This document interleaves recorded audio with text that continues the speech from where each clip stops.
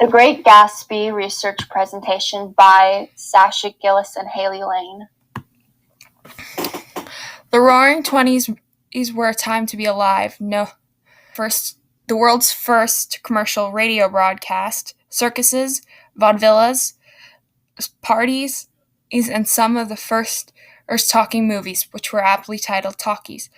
This era in history could be summed up as the biggest party imaginable, riding on the coattails of the influenza pandemic and World War I.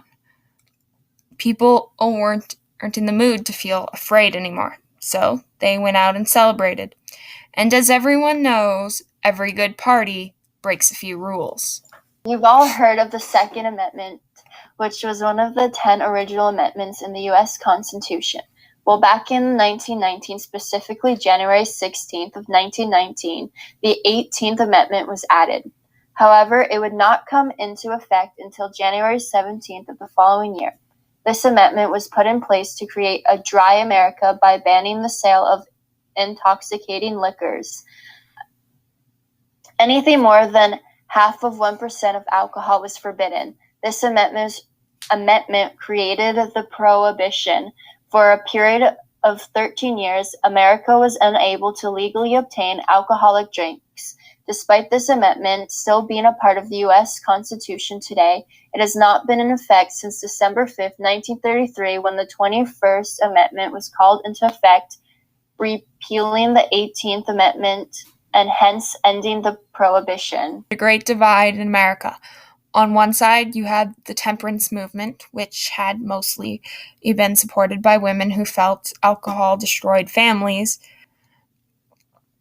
On the other side, you had people who wanted to drink, and when the prohibition came into effect, these people worked their hardest to find loopholes, such as buying liquor from licensed druggists for medical purposes, or clergymen for religious purposes. Irony really bites, doesn't it? Prohibition was brought in as a noble experiment meant to bring down the crime rate and reduce the tax burden created by prisons.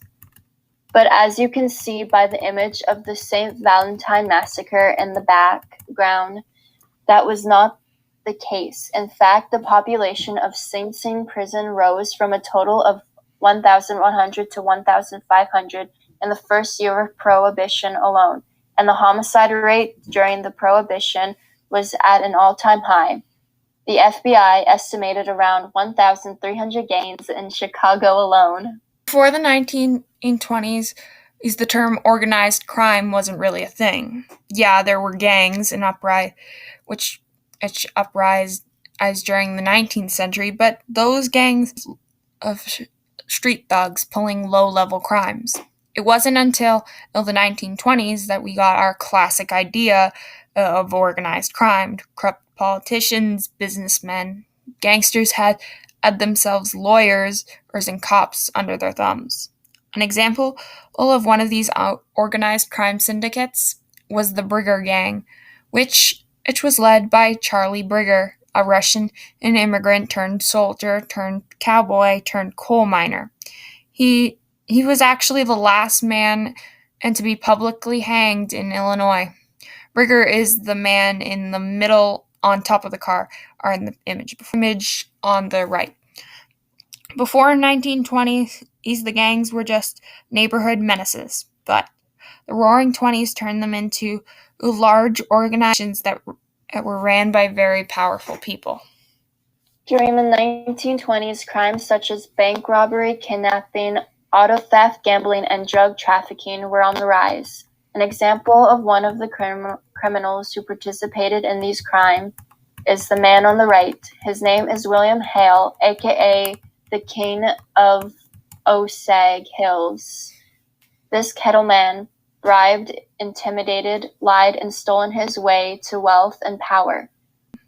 Now, this man on screen is the culprit of a very different crime. This man was George Remus, a former Chicago attorney known as the King of Bootleggers.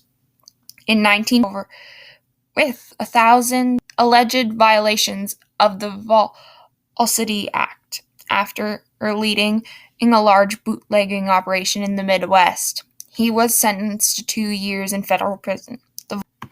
But what was bootlegging? Well, bootlegging is the legal manufactured distribution or sale of goods, especially alcohol or recordings. Bootleggers like George Remus would often sell their alcohol to speakeasies, which were illicit liquor stores or nightclubs that sold alcohol. And as we have already mentioned, drugstores were loopholes around the prohibition, most of which were frequented or owned by gangsters. Saw gangsters as heroes in some cases. For example, in April of 1933, Warner Brothers released a newsreel showing the investigation of John Digler, the man on the left of the screen. The crowd reportedly cheered when they saw his picture and booed when they saw pictures of the DOI agents, which made the DOI director at the time, J. Edgar Hoover, very angry. That the public was cheering on the criminal best known for robbing banks and police stations, escaping prison, and a handful of other crimes. The man on the right is Babyface Nelson, also known as Lester M. Gillis, a known associate of John Digler. He was best known for his short stature, being only 5'4", his youthful appearance, and being public enemy number one after his fellow gangster John Digler was killed. The 1920s changed the face of crime forever. Characters like Charles Lucky Luciano, Al Capone, Machine Gun Kelly, Legs Diamond, Dutch Schultz, Helen Goodman, and others like them will be immortalized for their crimes. And we can't forget our friend in their chair, Nucky Johnson, the former Atlantic City, New Jersey political boss, sheriff of Atlantic County, New Jersey, businessman and crime boss who was the leader of the political machine that controlled Atlantic City and the Atlantic County government from the 1910s up until his conviction and imprisonment in 1941. He was best known for running bootlegging, gambling, and prostitution rings. In fact, most of his income came from his illegal operations. He was even quoted saying, "We have whiskey, wine, women, son, and slot machines. I won't deny it, and I won't apologize for it. If the majority of people didn't want them, they wouldn't be profitable, and they would not exist. The fact that they do exist proves to me that the people want them." Another notorious gangster was Arnold Rothstein. He was the Jewish-American mob boss that inspired the character Myler Wolfstein in The Great Gatsby, and was portrayed by Michael Ostendenberg in Boardwalk Empire.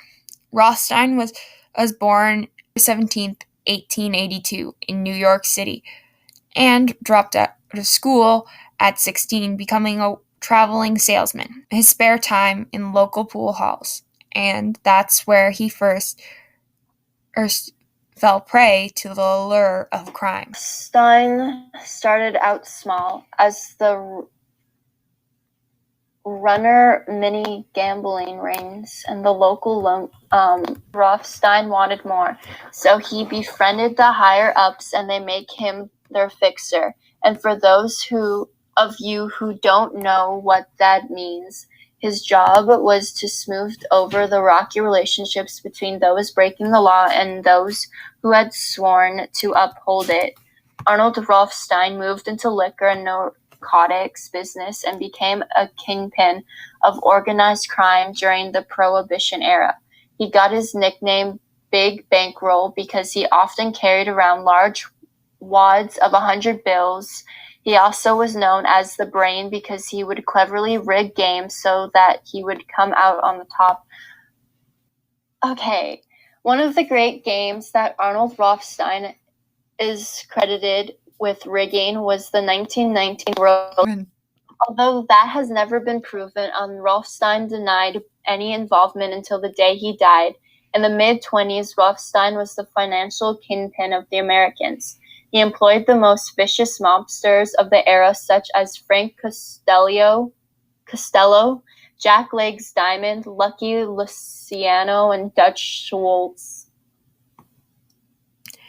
It was as October of 1919, the American League champion team Chicago White Sox was up against the National League champions of Cincinnati, the Cincinnati Reds.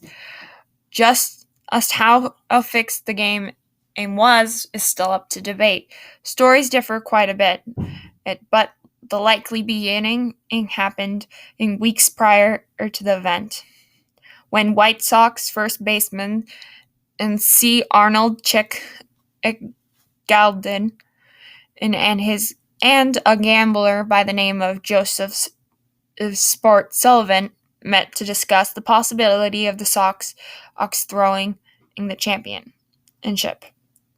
The payout was a hefty $100,000. Rothstein believed to have earned approximately $350,000 by betting on the Reds. This scandal was seen as the loss of innocence for America's favorite pastime. It pretty very intense hatred towards immigrants, because the headlines wrote out Jewish gamblers corrupt American baseball, despite the fact that the player would often bet on their games and throw them too. This was baseball's original sin, not because it was first time someone cheated, but because it was first time the general public knew about it. The Roaring '20s were a time to be alive, and despite the fact that it happened 100 years ago, they are still ingrained in our memories.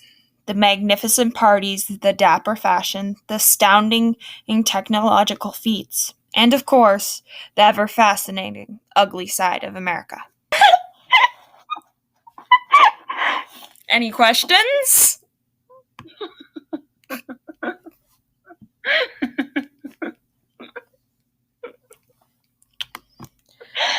And here are our works cited.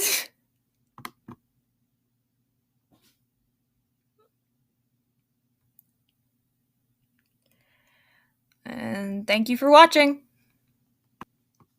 The end. Thank you for listening.